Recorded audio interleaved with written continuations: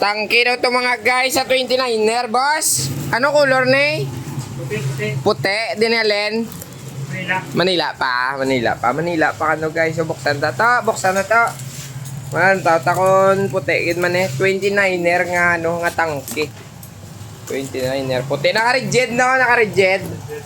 So, ito, abang-abang tayo. Bubuksan natin to eh. Dali. Tara na. Ang pagbukas ba to ito? Bye-bye. Gago! Ay, kuray. Uy, hindi mo. Speed. Kanawa. Puti na may white. Maxi space. Ah, oo, puti. Ginman siya, puti. Ayan, kulay puti. 29er, oh. Yun, kulay puti. Boss, check to, boss. Puti, boss. So, guys, asimbulon na tayo para makita mo yung yadagway. So, tara. Okay, alsa. Bilagin niyo po sayaw. Dirakaw na. Okay. Ngat, Yun. Yeah, di po. 1 by, ano na siya? 10 eh. 10 speed. Naka 10 siya, 1142. Segment Evo, naka-rigid. Carbon alloy. Oo, naka-maxi space Brooklyn ang wheel set. So, yan. Ito mo yung mga previous niya. Previous yan Oh, yung pedal nandito rin. Nandito rin yung saddle niya, tangke din. Sorry na guys, nabuksan na ang iya nga bike. Usually iya nga rigid to, no? Iikot mo lang karan. Tapos sorry guys, ang iya nga crankset. Crankset niya, ano ni ngalan niya naman daw, hindi ko maintindihan. Sige lang, okay lang, basta may buhos to nga. Sorry, naka 10 speed yung likod. So naka maxi space kagali, boss. So naka tube type ni sa. So kailangan natin tubelessin. So ang iya nga previous, di may dala di sa nga tubeless valve.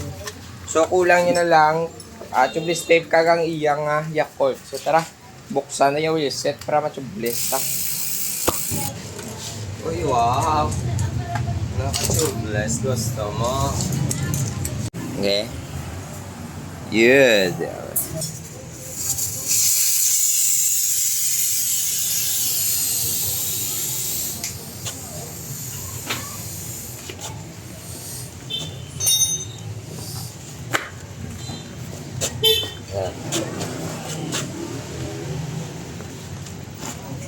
Yun.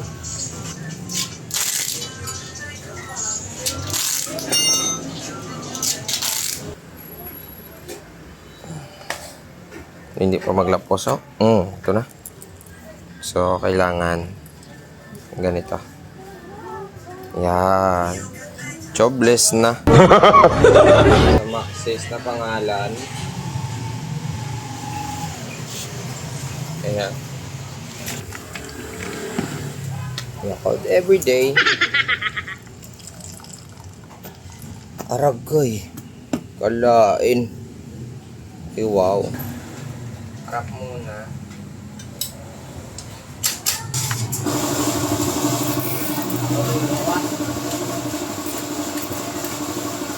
Ay na, yung pedal niya in speed.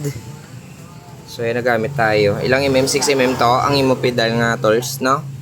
Allen 6mm tools na unti-unti lang para hindi malustret. Tanggalin muna natin to. Tanggalin mo ka din sa kabila, be. Pakiunos na lang.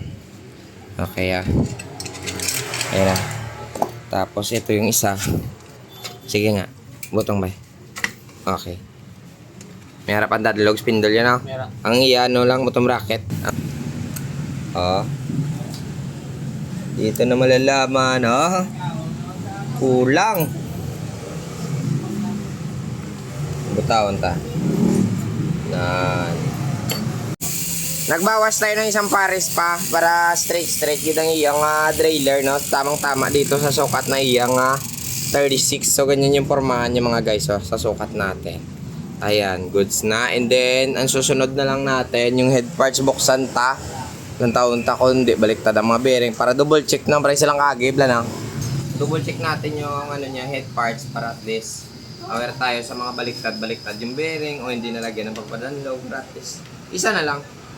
Ganyan kami mag-assemble dito O mag-install. Ina-check naman muna bago palayaso ng tagiya kay Budlay na. Ayan. Pakihawak nga ni Guwapo. 4 na spacer. Ito na sa bulsa. Ayan. Meron namang grasa. Tingnan ko lang sa idalong.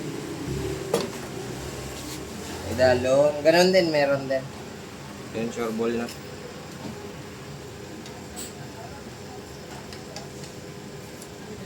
Yun, galing. So, ara na guys, na plaster, na na tubeless na. And then, napang-check na natin. Tanan niya kinanglan niya chikon. So, mga muna ning tsura sang unit ni Idol. Kagina nga naka-box. So, siya naman bal mo sa tsura sang bike mo. Gapo. Gwapo. So, hasta na lang kita, Didre. Natapos na itong problema. Makakwarta na ta. God bless.